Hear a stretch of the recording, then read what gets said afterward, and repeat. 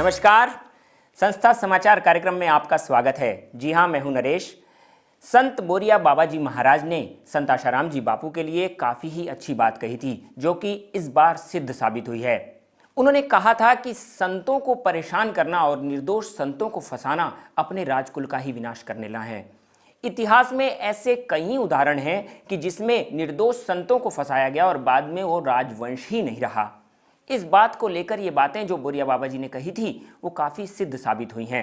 संत आशाराम जी बापू को जिस प्रकार से आज कारावास में रखा हुआ है, तो संत आशाराम जी बापू ने भी इस बारे में बातें कही थी। जब इस बातों को लेकर आज मीडिया कर्मी संत आशाराम जी बापू के पास गए तो संत आशाराम जी बापू का क्या जवाब था? समय सब ठीक कर रहा है, समय सब ठीक कर रहा है। भारतीय जनता सब जानती है। फैब्रिकेट होता है, झूठ होता है, सत्य होता है। सत्य की जय होगी, हो रही है सत्य की जय। कांग्रेस की सरकार गई है, क्या कहेंगे आप?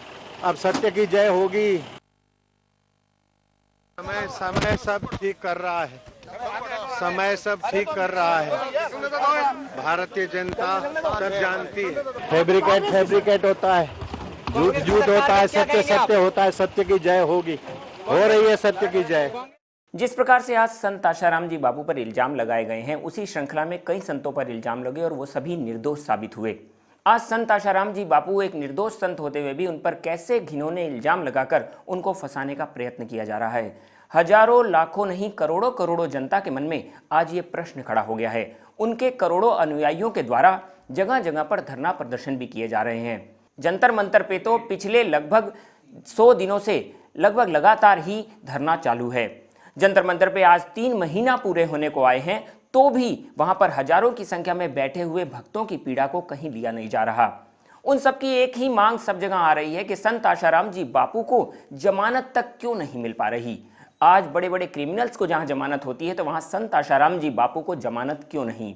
इस बात को लेकर दिल्ली में एक बहुत बड़ी यात्रा निकाली गई।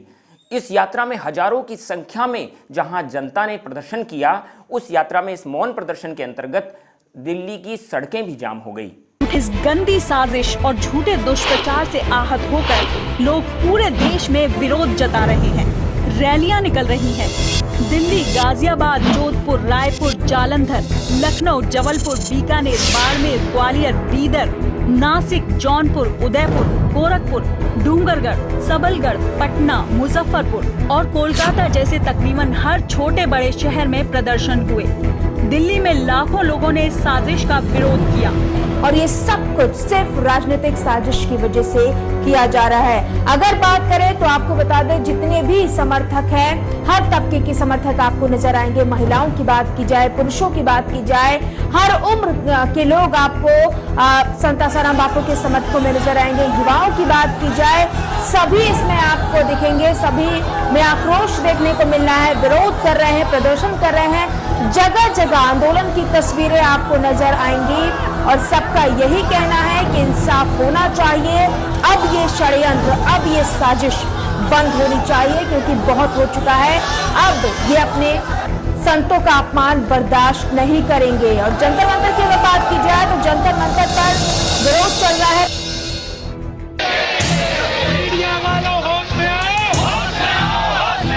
परम पूज्य बापूजी की गिरफ्तारी के विरोध में देश भर के करोड़ों शिष्यों में रोष फूट पड़ा।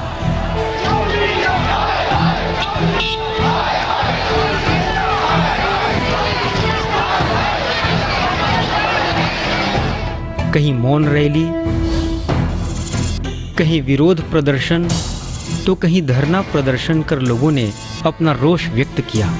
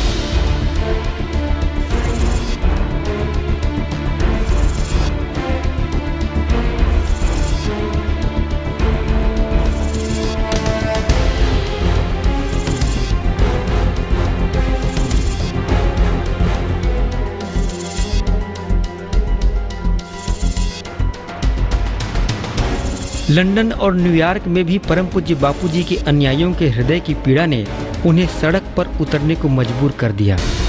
झूठे और निराधार आरोपों को मिर्च मसाला लगाकर दिखाने के कारण वे खासे नाराज थे।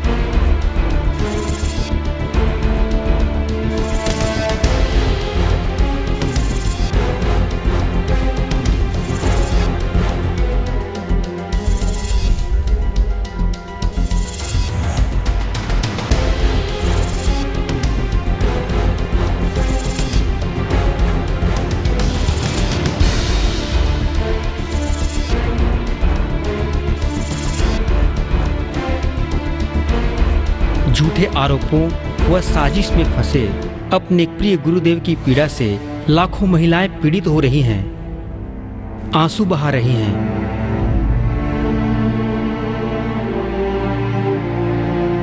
शीघ्र रिहाई और सलामती के लिए व्रत कर रही हैं, उपवास रख रही हैं। हमारे बापू तो पार ब्रह्म परमेश्वर है।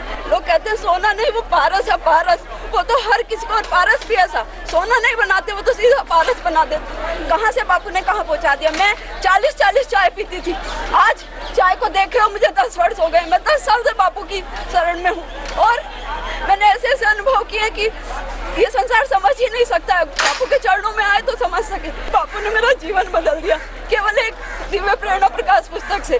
जिस दिन से मेरे बापू को लेके गए हैं, दुष्ट ऐसे लेके गए हैं, आतंकवादियों से डरते हैं और आतंकवादियों को बिरयानी खिलाते। मेरे बापू को चले मेरे बापू को चले।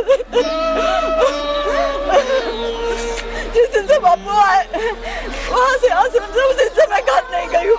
मैंने अपना घर त्याग दिया, उस दिन से मैं यहाँ धरने पे हूँ। कितने दिन हम लोग भूखे सोते हैं, प्यासे सोते हैं, पानी नहीं पीते, खाते नहीं, क्योंकि हमें केवल बापू चाहिए। बापू बापू और बापू, सिर्फ बापू चाहिए हमें। दुनिया, सारी दुनिया कुछ भी नहीं चाहिए हमें।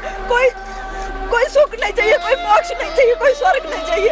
बापू जो है वो पूरे विश्व का कल्याण करने की ताकत रखते हैं। और ये जो पोस्ट को लगाया गया ना, मुझे पहले से पता था। जब मेरी अंतरात्मा कहती थी कि बापू को ध्यान में रख के बनाया गया, क्योंकि ये दुष्ट सारे आरोप लगा के बापू को नहीं फंसा सके थे। बस इनकी एक ही मंशा थी कि बापू इनके हाथ में आ जाए किसी तरह। और जैसे इन्होंने दुष्टों ने दूसरों के साथ किया ना, किसी का दिमाग नहीं काम करता है। प्रज्ञा सिंह के साथ क्या किया इन्होंने, इनकी ऐसी मंशा, लेकिन ये मंशा कभी पूरी नहीं होगी। और जो लोग ये कहते हैं ना कि बापू चमत्कार दिखा दे, अरे बापू ये चमत्कार ही तो दिखा रहे हैं।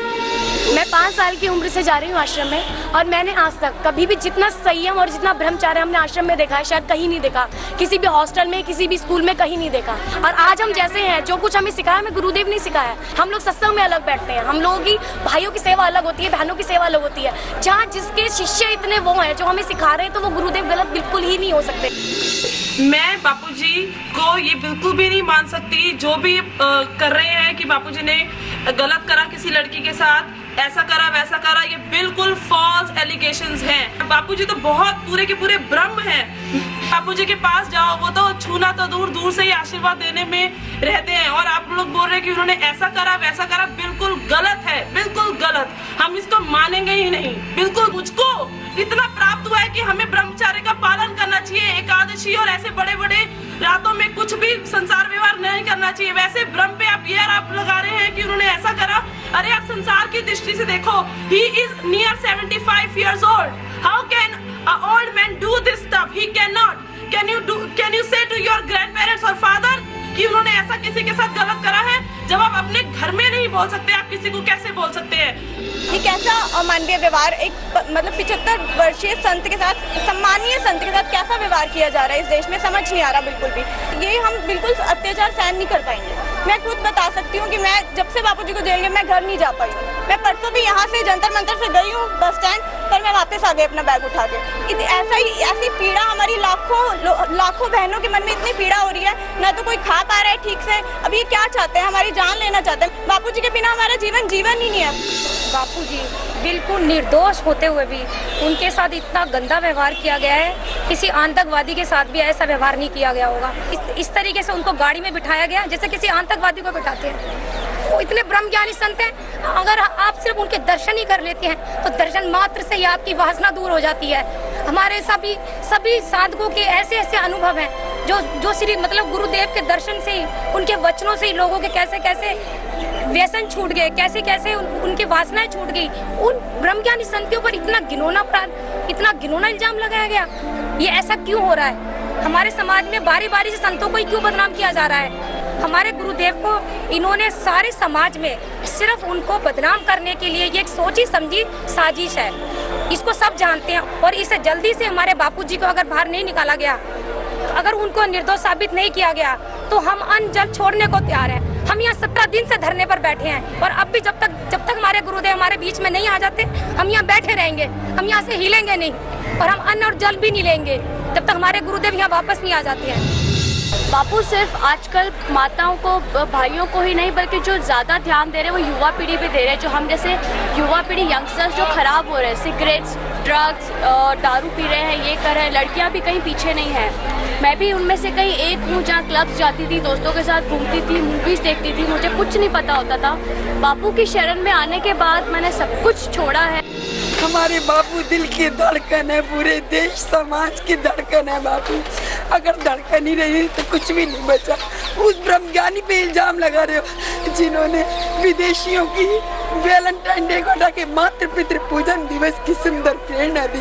उस भगवान के लिए जुल्म कर रहे हो, जिस भगवान को माता पिता के पास हम बाल संस्कार की सेवा करते हैं, माता पिता के पास जाते तो हमें धन्यवाद देते। स्कूलों में टीचर्स कहते बहन हमें आज तक नहीं पता था, हमारे बच्चों ने कभी हाय हेलो के सिवा कुछ नहीं सीखा।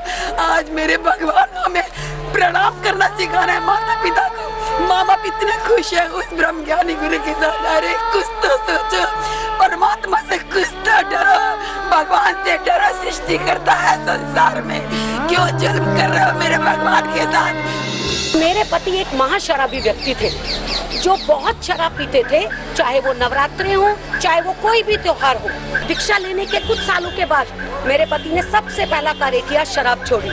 अगर आप चाहते हैं इस देश में इस देश का भला करना, और मेरे बापू तो विश्व का भला करते हैं, मातृ पितृ पूजन मनाना, आप चाहते हैं बाल संस्कार चलना, बच्चों का अच्छे बनना, उज्जवल भविष्य का निर्माण करना, शराब छूट जाना, सिगरेट छूट जाना, खाइए ना 100 रुपए की दवाई जो मीडिया वाले आपको बार बार ब्रेकिंग न्यूज में देते हैं। मैं कहती हूँ आप उस न्यूज को, आप उस दवाई को खाकर देखिए। 1000 रुपए की दवाई अगर आराम आ जाए तो, मैंने ऐसी बहुत सारी दवाइयाँ अपने पति को खिला ली, आज तक आराम नहीं आया। आराम आया तो मेरे संत के चरणों में आकर आया। इसलिए मेरी आपसे प्रार्थना है सभी देशवासियों से कि मीडिया के कुप्रचार सुन के भ्रमित ना हो। मीडिया केवल नौकरी के लिए ऐसा कर रहा है, और हम लोग और हमारे जो लोग हैं वो दूसरे लोगों को शांति का लाभ दिलवाने के लिए ऐसा कर रहे हैं। कहते हैं भगवान के घर देर है अंधेर नहीं है। देर सबेर इस षड्यंत्र के सूत्रधार और इसमें लिप्त बिकाऊ लोगों को मुंह की खानी पड़ेगी। देश विदेश के करोड़ों लोगों की आह का खमियाजा उन्हें भुगतना होगा।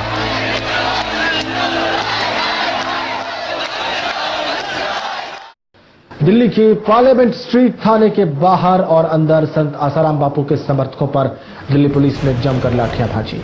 यहां तक कि दिल्ली पुलिस ने महिला और बच्चों को भी नहीं बख्शा, जिसके चलते कई समर्थक गंभीर रूप से जख्मी हुए हैं। जबकि दूसरी ओर मामले को लगातार कवर कर रहे सुदर्शन न्यूज के संवाददाता के साथ दिल्ली पुलिस ने बदसलूकी की और कवरेज को रोकने का भी असफल प्रयास किया है। क्योंकि we are the devotee of our guru. जो इतनी ज्यादा प्रॉब्लम आज दिल्ली पुलिस का हमको देखने को मिला है, इतना गंदा चेहरा, दिल्ली पुलिस ऐसी है ये हम कभी सोच भी नहीं सकते थे। लेडीज के लिए टॉयलेट्स बंद, पानी की सप्लाई बंद, सब चीजें बंद कर दी गई। इवन किसी के फोन स्विच ऑफ है, स्विचिंग बोर्ड्स तक के लिए मना कर दिया गया, कोई यहाँ पे फोन चार्ज नहीं करेगा। ये क्यों किया कि ताकि हम बाहर से कॉन्टैक्ट ना कर पाए। सबके फोन डेड पड़े थे, छोटे छोटे बच्चे अंदर थे, दे वर क्राइंग कि हमको भूख लग रही है, बाहर जाने नहीं दे रहे थे। जो बाहर जाएगा वो वापस नहीं आ सकता। रात को लाइट्स बंद करके लाठी चार्ज किया गया है, इतना बुरा हाल किया है। खाना नहीं दिया गया, पानी बंद करवा दिया। जो बाहर से लोग पानी के पैकेट्स लेके आ रहे थे उनको पानी बंद करवा दिया गया। की बात किया, मेरी कुछ पुलिस वालों से बात हुई, उनका कहना था कि वहाँ महिला पुलिस कांस्टेबल थी। आज ही हमारे चैनल से खास बात कांस्टेबल नहीं आई है, मैं उस सवाल पे आऊंगा, लेकिन जिस तरीके डीसीपी का कहना था कि वहाँ पे महिला पुलिस कांस्टेबल थी, उसके बारे में बताइए, सच्चाई बताइए, क्या वहाँ पे कोई महिला पुलिस कांस्टेबल? कोई महिला कांस्टेबल नहीं थी, सब बाहर थे, यहाँ पे कोई नहीं आया। हार के मजबूरी में लोगों ने एक तिरपाल उठाया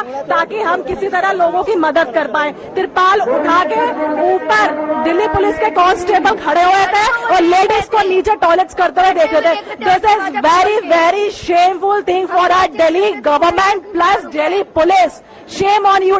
शिकायतें बहुत है, सीधे तौर पर आरोप दिल्ली पुलिस पे लगाए जा रहे हैं और प्रशासन पे लगाया जा रहा है। किस तरीके से महिलाओं को जो है प्रशासित किया जा रहा है। देखिए, जानकारी के लिए मैं आपको बता दूं प्रियंका कि ये जब भी कोई आंदोलन होता है तो दिल्ली पुलिस की तरफ से सब तरह की व्यवस्थाएं कराई जाती हैं, पानी की, शौचालय की, लेकिन पानी के नाम पर खाली टंकियां वहां थी और शौचालय के नाम पर ताले लटके हुए थे। तो सीधे तौर पर आप देख सकते हैं कि किस तरह का प्रेशर है। जिस तरीके से यहाँ बाबा के जो समर्थक यहाँ मौजूद है वो दिन रात भूखे प्यासे यहाँ बैठे हैं उनकी रिहाई के लिए, और साफ तौर पर बात सामने आती है कि कहीं न कहीं षड्यंत्र किया जा रहा है। आज बेशक चैनल मत दिखाएं, सच्चाई तो बापू ने बोला है कि सामने आके रहेगी, तो लेकिन सच्चाई तो जनता को पता लग जाती है। आप बेशक बापू के लिए कुछ भी अनगणत बेफिजूल इतने बड़े, इतने देश के राष्ट्र संत के लिए ऐसा अभद्र भाषा का प्रयोग किया जा रहा है।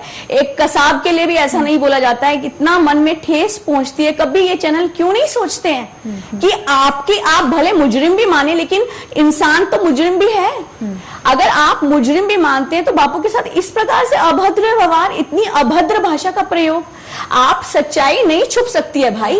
कितना भी प्रयोग करे, कितना राज सत्ता करे, प्रशासन करे, दिल्ली पुलिस करे, जोधपुर पुलिस करे, कितने और ले आइए, लेकिन सच्चाई तो सामने आके रहेगी कि बापू पाक साफ है, निर्दोष है। फिर भी हमें कानून प्रक्रिया पे पूरा भरोसा है। चलिए, आपको कानून प्रक्रिया पर भी पूरा भरोसा है। कानून से बढ़कर कोई नहीं है। कानून को अपना कार्य करने दीजिए। और हम, अगर हमें ठेस पहुंच रही है, हमारे बापू निर्दोष हैं, हमें शांतिपूर्ण प्रदर्शन जंतर मंतर में हमेशा होता है, हमें क्यों हटाया जा रहा है? हम क्या कर रहे हैं? ना हम तोड़फोड़ कर रहे हैं। दिल्ली पुलिस के मंदिर मार्ग थाने में बैठ के गिरफ्तारियां दे रहे हैं, वहां बैठे हैं, कोई स्टोन पेल्टिंग नहीं कर रहे, कोई सरकारी उससे छेड़छाड़ नहीं कर रहे, आराम से बैठे हैं। आश्रम वाले हमें खाना दे रहे हैं, हम खाना खा रहे हैं, पतीले गिराए जा रहे हैं, टॉयलेट नहीं करने दिया जा रहा, टॉयलेट को ताला लगाया जा रहा है। ये कहां बैठे हैं ह्यूमन राइट्स वाले? क्यों? मतलब ठीक है, एंटी बापू है, क्या एंटी फॉलोअर्स भी है? फॉलोअर्स है तो हम क्या इंसान नहीं है? हमारे से ऐसा व्यवहार किया जा रहा है, किस लिए? पानी भी बंद कर दिया गया, वहां पानी बंद कर दिया गया, टॉयलेट नहीं करने दिया जा रहा। एक मुजरिम को भी ये हक होता है कि टॉयलेट कर। केवल जंतर मंतर या दिल्ली ही नहीं, पूरे भारत भर से या फिर कहें पूरे विश्व भर से आज संत आशाराम जी बापू की रिहाई को लेकर मांग उठ रही है।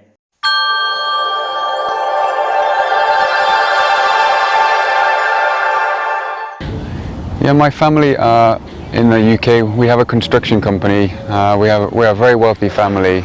We have property, running into millions of pounds. In 2007, I took mantra diksha from Asaramji Bapu in Allahabad.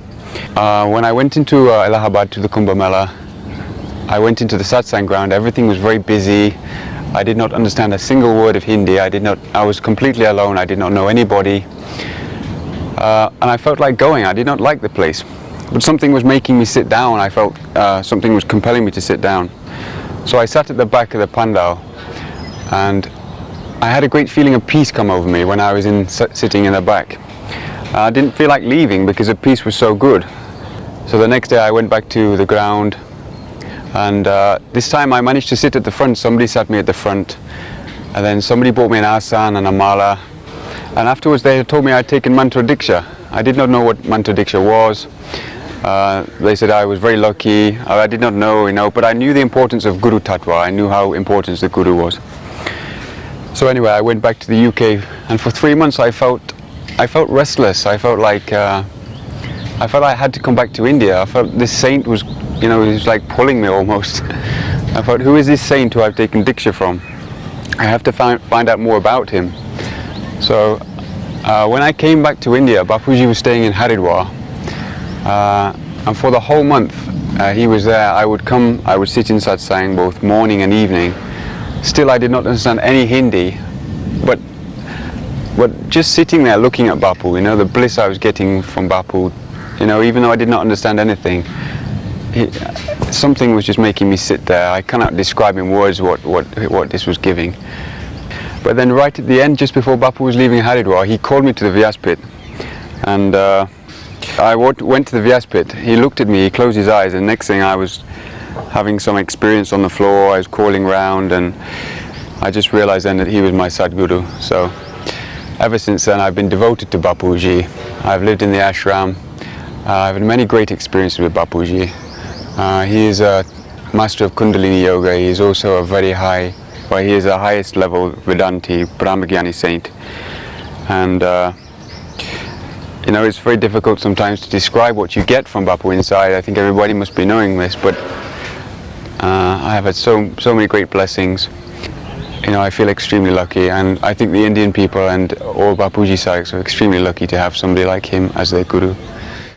आज एक निर्दोष संत जिन्होंने भारत की पताका पूरे विश्व में लहराई है, जहां भारतीय संस्कृति का पूरे विश्व में प्रचार किया है, आज विश्व भर के लोगों की दृष्टि उनकी ओर लगी हुई है। क्यों आज संत आशाराम जी बापू को बेल नहीं मिल पा रही है? इस बात को लेकर हजारों लाखों लोगों की पीड़ा सामने उभर कर आई। संत सताए तीनों जाए तेज बल और वंश, ये बातें कहीं ना कहीं सिद्ध साबित हुई हैं। इस बार के इलेक्शन में भी ये नज़ारे देखने को मिले। संत आशाराम जी बापू के समर्थकों का तथा भारत भर के हिंदू लोगों का अपने हिंदू संतों के प्रति जो आदर था, वो इस बार के इलेक्शन में जाहिर हुआ। जी हाँ, उन्होंने जिस प्रकार से वोटिंग करी है, वो नतीजन कहा जा रहा है कि पिछले ऐसे आंकड़ों में ऐसी वोटिंग पहली बार हुई है। संत आशाराम जी बापू को लेकर आज जिस प्रकार से मसले उठ रहे हैं, ये बातें अभी नई नहीं हैं। चाहे कांची काम कोटी के शंकराचार्य जी महाराज हों, जो कि अभी एकदम कानूनी प्रक्रिया के तहत निर्दोष पाए गए हैं। स्वामी नित्यानंद जी महाराज की बात करें तो वो भी निर्दोष पाए गए हैं। ऐसे कितने ही संत हों, चाहे स्वामी केशवानंद जी महाराज हों या कृपालू जी महाराज हों, आज संतों को जो फंसाकर प्रताड़ित करने का दौर चल रहा है, इसमें कितने ही संतों को पीड़ा पहुंचाई जा रही है, ये देश की जनता जानती है और सत्य एक दिन सामने जरूर आएगा। सच से जुड़ी खबरें लगातार हम आपको देते रहेंगे हमारे इसी कार्यक्रम संस्था समाचार में। तब तक के लिए इजाजत चाहूँगा। नमस्कार।